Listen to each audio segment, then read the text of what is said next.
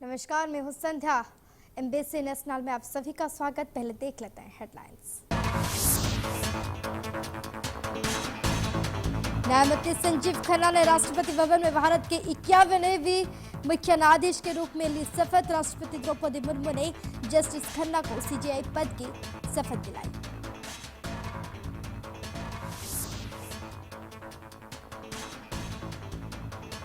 अगर घुसपैठी और आदिवासी महिला से शादी करेगा तो भी उसे जमीन नहीं मिलेगी। झारखंड में अमित शाह का वादा।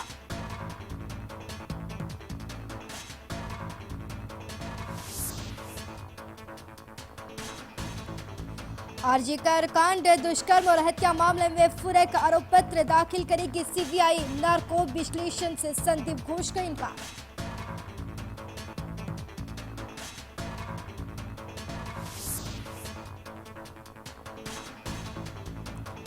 राहुल गांधी फैला रहे हैं झूठ। भाजपा ने चुनाव आयोग से की कांग्रेस नेता की शिकायत।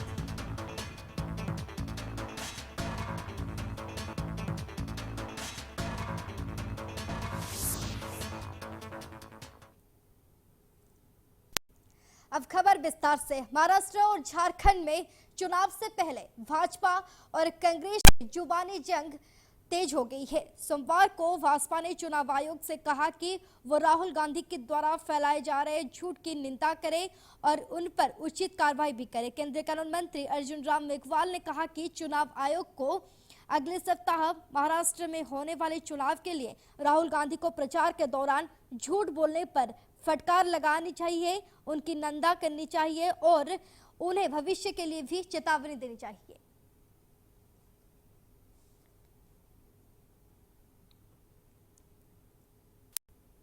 आरजीकर मेडिकल कॉलेज एवं अस्पताल में प्रशिक्षित डॉक्टर से दुष्कर्म और हत्या के मामले में सीबीआई और पूरक आरोप पत्र दाखिल करेगी। इस पूरक आरोप पत्र में दुष्कर्म और हत्या की घटना के बाद शुरुआती चरण की जांच के दौरान सबूतों से छेड़छाड़ और उसमें किए गए बदलाव के दोहरे पहलुओं का विवरण होगा। कलकत्ता हाईकोर्ट द्वारा जांच का प्रभार केंद्रीय एजेंसी को सौंपे जाने से पहले प्रारंभिक चरण के जांच कोलकाता पुलिस ने की थी।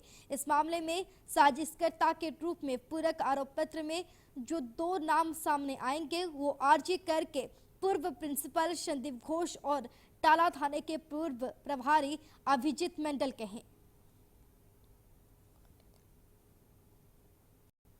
सुप्रीम कोर्ट ने दिल्ली पुलिस को फटकारा लगाई है क्योंकि पुलिस राष्ट्रीय राजधानी में पटाखों पर पूरी तरह से प्रतिबंध लगाने में विफल रही और सिर्फ केवल कच्चा माल ही जब्त किया। कोर्ट ने टिप्पणी करते हुए कहा कि प्रदूषण मुक्त वातावरण में रहने का सभी का मौलिक अधिकार है। सुप्रीम कोर्ट ने कहा कि हमारा मानना है कि कोई भी धर्म ऐसी किसी भी गतिविधि को बढ़ावा नहीं देता है जो प्रदूषण को बढ़ावा देती हो या लोगों के स्वास्थ्य के साथ समझौता करती हो।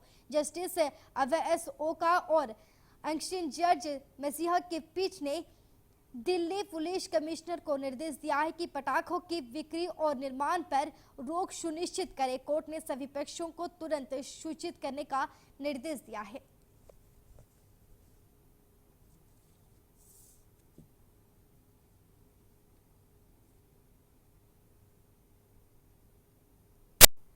उत्तर प्रदेश लोक सेवा आयोग यूपीएससी द्वारा पीसीएस 2024 प्रारंभिक और आरएओ 2024 प्रारंभिक परीक्षा को 2 दिनों में कराने का निर्णय और नॉर्मलाइजेशन लागू करने के विरोध में छात्रों का प्रदर्शन शुरू हो गया है। हजारों की संख्या में प्रतियोगी छात्रों ने लोक सेवा आयोग चौराहे पर लगे बैरिकेडिंग को तोड़ते हुए आयोग के गेट नंबर 2 पर पहुंच गए। भीड़ ऐसी कि चारों तरफ छात्रों ही छात्र दिखाई दे रहे हैं। आयोग पे कुछ छात्र आए हैं जो अपनी कुछ बात रखना चाह रहे हैं। सभी छात्रों को समझा बुझा के जो चिन्हित धरना स्थल है, जो धरना स्थल चौकी अंतर्गत थाना सिविल लाइन आता है, वहां पे जाने के लिए अनुरोध किया जा रहा है। काफी छात्र वहां पे चले भी गए हैं और भी जो छात्र यहाँ पे आए हुए हैं उन सबको भी यही बताया जा रहा है कि वो चिन्हित स्थल पे जाएं और शांतिपूर्वक और डेमोक्रेटिक तरीके से अपनी बात रखें। उनकी बात जो है वो उच्च स्तर पे रेज की जाएगी और सब तक पहुंचाई भी जाएगी। पाकिस्तान के बलूचिस्तान प्रांत के क्वेटा रेलवे स्टेशन पर एक विस्फोट हुआ। रेलवे स्टेशन पर हुए घातक विस्फोट में कम से कम 26 लोग मारे गए और 40 गंभीर रूप से घायल ही हो गए। बलूची लिबरेशन आर्मी एक अलगवादी आतंकवादी समूह नरेटर्स को ईमेल किए गए एक बयान में हमले की जिम्मेदारी ली। क्वेटा के कमिश्नर हमजा सफाकत ने पुष्टि की कम से कम 16 सैनिक मारे गए। क्वेटा बलूचिस्तान की राजधानी है जो जातीय अलगवादी आतंकवादियों मुख्य रूप से बीएलए के हमलों में वृद्धि से जूझ रहा है। पाकिस्तान में 9 नवंबर को क्वेटा शहर में हुए विस्फोट में मारे गए सैनिकों के लिए अंतिम संस्कार की प्रार्थना भी की गई। बीएल बलूचिस्तान के लिए स्वतंत्रता चाहता है जो लगभग 15 मिलियन लोगों का प्रांत है, जिसकी सीमा उत्तर में अफगानिस्तान और पश्चिम में ईरान से लगती है।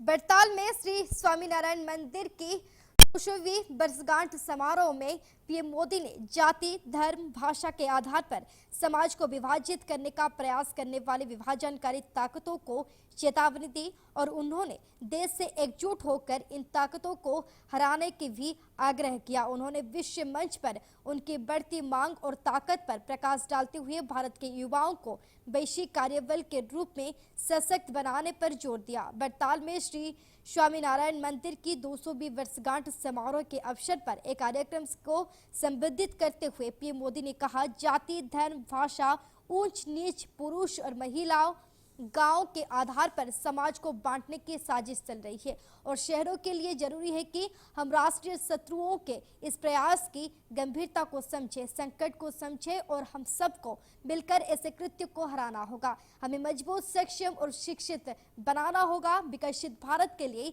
युवा सशक्त युवा होना चाहिए। हमारे युवाओं की वैश्विक मांग और बढ़ने वाली है।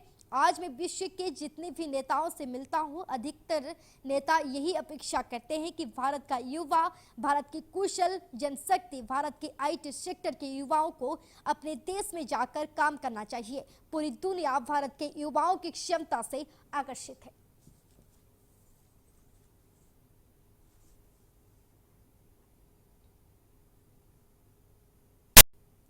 न्यायमूर्ति जस्टिस संजीव खन्ना ने राष्ट्रपति भवन में भारत के 51वें मुख्य न्यायाधीश के रूप में शपथ ली है।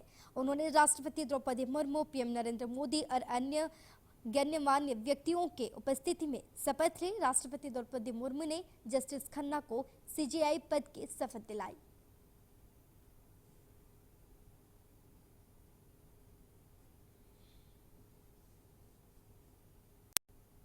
गुजरात के सीएम भूपेंद्र पटेल ने चर्याशीन समय संस्कार स्कूल के उद्घाटन में भाग लिया। ये कार्यक्रम 84 कड़वा पट्टीदार समाज विकास ट्रस्ट द्वारा 84 समाज संस्कार परिषद में आयोजित किया गया था। सीएम पटेल के संबोधन को देखने के लिए बड़ी संख्या में लोगों, विशेषकर युवाओं के ने कार्यक्रम में भाग लिया। समाज ने युवाओं को उज्जवल भविष्य के निर्माण के लिए संस्कृति और अवसरों के साथ शिक्षा देने में बहुत योगदान दिया है।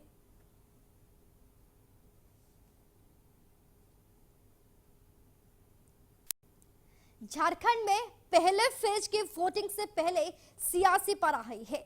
बीजेपी ने जेएमएम के ऊपर राजनीतिक हमले तेज कर दिए हैं।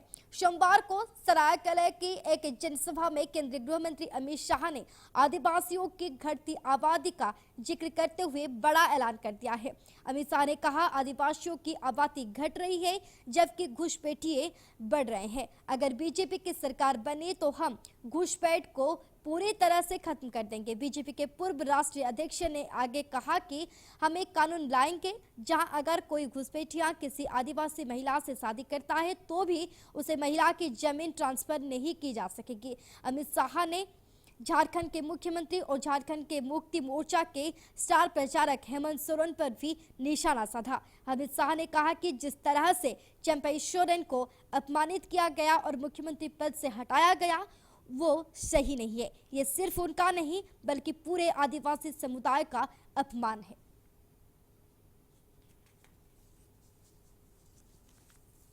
मुख्यमंत्री पुष्कर सिंह धामी ने कहा है कि प्रधानमंत्री श्री नरेंद्र मोदी ने उत्तराखंड के बोली भाषाओं से लेकर पलायन को लेकर चिंता जताकर उत्तराखंड के प्रति अपने लगाव को प्रदर्शित किया है। मुख्यमंत्री ने कहा कि राज्य सरकार प्रधानमंत्री के 9 आग्रह के विकास का मूल मंत्र मानकर आगे बढ़ेगी। आपको बता दें कि प्रधानमंत्री नरेंद्र मोदी ने राज्य स्थापना दिवस के अपने संबोधन में उत्तराखंड को लेकर 9 आग्रह सार्वजनिक किए थे। इसमें से 5 आग्रह उत्तराखंड के लोगों को संबंधित थे, जबकि 4 आग्रह यहां आने वाले पर्यटकों तीर्थयात्रियों के संबंधित थे।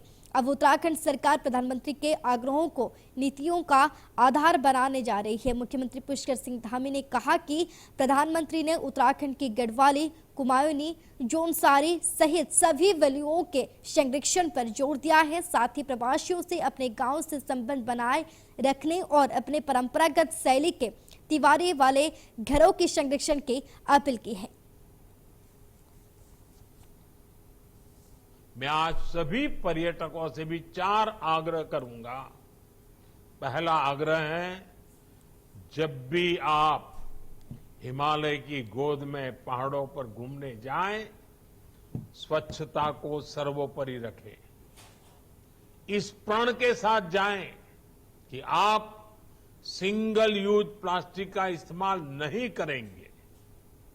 दूसरा आग्रह है, वोकल फॉर लोकल के मंत्र को वहां भी याद रखें। आपकी यात्रा का जो खर्च होता है, उसमें से कम 5% स्थानीय लोगों के द्वारा उत्पादित किए गए प्रोडक्ट खरीदने में खर्च करें। तीसरा आग्रह है, पहाड़ पर जाएं तो वहां के ट्रैफिक नियमों का जरूर ध्यान रखें। उत्तराखंड को देवभूमि के नाम से भी जाना जाता है। यह राज्य अपनी सांस्कृतिक विरासत के लिए भी एक अलग पहचान रखता है। यहाँ पर बड़े ही धूमधाम से लोक पर्व और सभी त्योहार को मनाते हैं। एगास भी यहाँ एक लोक पर्व है जो 12 नवंबर को मनाया जाएगा। इसको लेकर के लोक साहित्य एवं संस्कृति कला परिषद के उपाध्यक्ष मधु भट्ट ने इस पर्व की विशेषता को बताते हुए कहा कि इस पर्व के अवसर पर ब्लॉक और पंचायत स्तर पर संस्कृति विभाग के द्वारा कई कार्यक्रम का आयोजन किया जाएगा। देखिए, इगास हमारा बहुत ही एक लोक पर्व है और इगास को लेकर संस्कृति विभाग के माध्यम से जगह जगह हमारे जो है मेले लगते हैं और उस जो हमारा खान पान होता है, अरसे, रोटाना, यहाँ की जो पहाड़ी शैली में लोग अपने गांव की तरफ जाते हैं और गांव में जो हमारे जो मैं कहूँगी हम ये जो चीड़ की लकड़ी से छिल्ले बनाते, छिल्ले से और फैलो खेलने का जो प्रचलन है, सब लोग गांव वाले इकट्ठे होकर रात्रि के समय में जो बुरी शक्तियाँ होती हैं वो दूर भागती हैं और बहुत ही हर्षोल्लास के साथ उस त्योहार को मनाते हैं। और संस्कृति विभाग ने जितनी भी हमारी जो टीमें हैं जो सांस्कृतिक कार्यक्रम देती हैं, उन टीमों को जगह जगह स्थान पर उनको भेजा जा रहा है और अनेकों आयोजन हर उस पे जिला स्तर पर, ब्लॉक स्तर पर जो है वो कार्यक्रम जो है आयोजन जो है वो किया जा रहा है। कांग्रेस के वरिष्ठ नेताओं ने प्रदेश सरकार पर आरोप लगाते हुए कहा कि भाजपा निकाय चुनाव कराने से भाग रही है, इसलिए लगातार तारीख पे तारीख दी जा रही है। वही सरकार अब अध्यादेश लाने जा रही है। कांग्रेस ने कहा कि प्रदेश सरकार ये जानती है कि इस बार निकाय चुनाव में उन्हें हार का सामना करना पड़ेगा, इसलिए ये टाल मटोल किया जा रहा है। वही सत्तारूढ़ दल की तरफ से कैबिनेट मंत्री प्रेमचंद अग्रवाल ने स्पष्ट रूप से कहा कि विपक्ष का नाम सिर्फ लोगों को भ्रमित करना है। सरकार चुनाव कराने की दिशा में कदम बढ़ा रही है और दिसंबर तक निकाय चुनाव करा दिया जाएगा।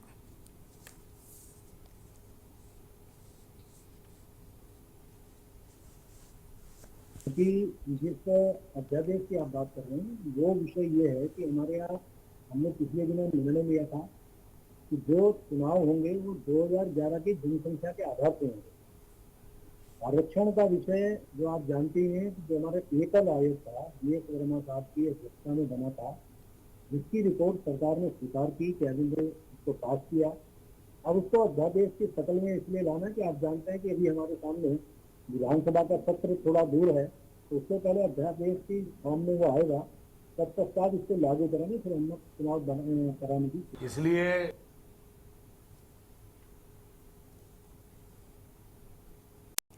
राजधानी देहरादून में प्रदेश के आवास विकास मंत्री डॉक्टर प्रेमचंद अग्रवाल ने अध्यक्षता में उत्तराखंड आवास एवं नगर विकास प्राधिकरण के 19वीं बोर्ड बैठक संपन्न हुई। इस दौरान बैठक में प्राधिकरण की 18वीं बोर्ड बैठक के अनुपालन के अलावा प्राधिकरण के वित्तीय वर्ष 2024-25 का बजट, राज्य स्तर पर आवास मांग सर्वेक्षण और श्रीनगर के समीप बेलगदार एवं बेलकंडी मार्ग के साथ लगे क्षेत्र में नवीन टाउनशिप विकसित किए जाने पर चर्चा हुई। वहीं इस बीच आवास मंत्री डॉक्टर प्रेमचंद अग्रवाल ने कहा कि हमने निर्णय लिया है कि पौड़ी जनपद के श्रीनगर के पास स्थित बेलगदार में टाउनशिप विकसित किए जाने के लिए हम कंसल्टेंट नियुक्त करेंगे और जो तथ्य सामने आएंगे उसी के मुताबिक निर्णय लेंगे। और कोशिश करते हैं कि जो इस दौरान के बिंदु हमारे सामने आते हैं उसमें हम बात करते हैं। तो मैं इसमें कच्ची बात ये बताना चाह रहा हूँ कि जो हम बार बार टाउनशिप की बात करते थे, तो आज हमने एक निर्णय लिया कि जो पौड़ी का श्रीनगर के पास है बेल के पास, जहाँ को हम टाउनशिप डेवलप करने के लिए हमने किया है और उसमें हमने ड्रोन सर्वे सबसे सबमिट किया है। अब उसके बाद फिर हम कंसल्टेंट उसको हायर करेंगे। उसके बाद जो भी इसमें एक फाइंडिंग्स हमारे सामने है उसके आधार पर हम निर्णय लेंगे। उत्तराखंड विधानसभा के डिजिटलीकरण को लेकर विधानसभा अध्यक्ष ऋतु खंडूरी भूषण ने राष्ट्रीय ई विधान के अंतर्गत एक महत्वपूर्ण बैठक की, जिसमें उन्होंने अफसरों से डिजिटल ट्रांजिशन की तैयारियों और प्रक्रियाओं पर विस्तृत चर्चा की। विधानसभा अध्यक्ष ऋतु खंडूरी भूषण ने कहा कि निवा के तहत केंद्र और राज्य सरकार से उत्तराखंड के फंडिंग मिली है, जिसे देखते हुए देहरादून और गैरसैंण दोनों की विधानसभा को डिजिटल किया जा रहा है। उत्तराखंड विधानसभा को भारत सरकार से और उत्तराखंड सरकार से फंडिंग हुई है और हम दोनों ही, हमारी जो राजधानी है भराड़ीसैंण गैरीसैंण और देहरादून में जो राजधानी है उसको हम डिजिटल कर रहे हैं और इसमें काफ़ी समय से कार्य हो रहा है। खासकर देहरादून में लगभग जो इंफ्रास्ट्रक्चर का काम है यहाँ पे, क्योंकि थोड़ा ज़्यादा था, यहाँ पे हम कर चुके हैं और अब सॉफ्टवेयर और हार्डवेयर जो आवश्यकता है वो लगाई जा रही हैं। इसके बाद जैसे यहाँ पे काम समाप्त होता है हम फिर गैरीसैंण जाएंगे और अगले 1-1.5 महीने में लगता है, क्योंकि वहाँ पे इंफ्रास्ट्रक्चर की बहुत आवश्यकता नहीं है, वहाँ पर हमको जो थोड़ी मोड़ी चीज़ों की ज़रूरत है वो हम पूरा कर पाएंगे। और साथ ही साथ जो नेक्स्ट स्टेप, अब बहुत ज़रूरी स्टेप है, वो है ट्रेनिंग का। उत्तराखंड विधानसभा को भारत सरकार से और उत्तराखंड सरकार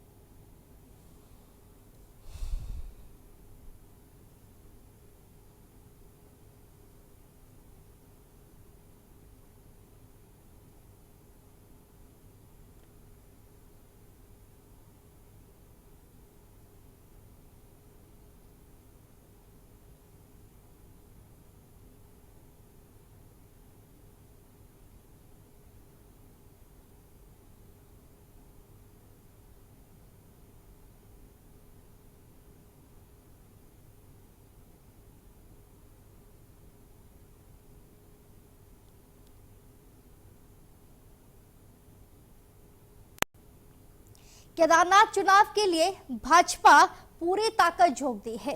क्षेत्र के साथ साथ प्रवासी मतदाताओं को भी भाजपा अपने पक्ष में मतदान के लिए पूरी जोर आजमाइश कर रही है, जिसको लेकर भाजपा प्रदेश अध्यक्ष ने खुद प्रवासी मतदाताओं की कमान अपने हाथों में थामी है और उनसे संपर्क करने के लिए वो अन्य प्रदेशों में लगातार भ्रमण पर हैं। बीजेपी प्रदेश अध्यक्ष महेंद्र फट्ट रविवार को लुधियाना में केदारनाथ विधानसभा क्षेत्र के प्रवासी मतदाताओं से मतदान के लिए अपने बूथों पर पहुंचने का आग्रह किया और भाजपा को जीत दिलाने में सहयोग की अपील की।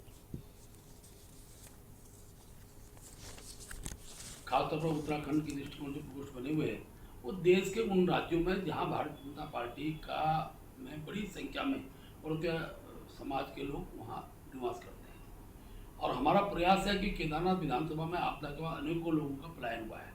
बड़ी संख्या में उनके मतदाता काम के सिलसिले में दिल्ली में है, चंडीगढ़ में है, हरियाणा में, लुधियाना में। तो हमारे जो प्रवासी कार्यकर्ता केदारनाथ विधानसभा के अंतर्गत जिनका क्षेत्र पड़ता है, ऐसे सब लोग के साथ मेरा मिलना हो रहा है। दिल्ली में मेरी बैठक हुई है, आज मैं लुधियाना आया हूँ, लुधियाना के अंदर बैठक है और मैं कहता हूँ बड़ी संख्या में अच्छा मतदान केदारनाथ के इस बाई इलेक्शन में हो, ये पार्टी की रणनीति का हिस्सा है। और निश्चित रूप से मैं कह सकता हूँ कि बड़ी संख्या में हमारे कार्यकर्ता, जो प्रवासी कार्यकर्ता हैं, जो जिनका क्षेत्र केदारनाथ क्षेत्र में पड़ता है, वो सब लोग मतदान के लिए अपने गांव पहुंचेंगे। ये थी अब तक की बड़ी खबरें। अब वक्त है बुलेटिन की समाप्ति का। आज्ञा दीजिए, नमस्कार।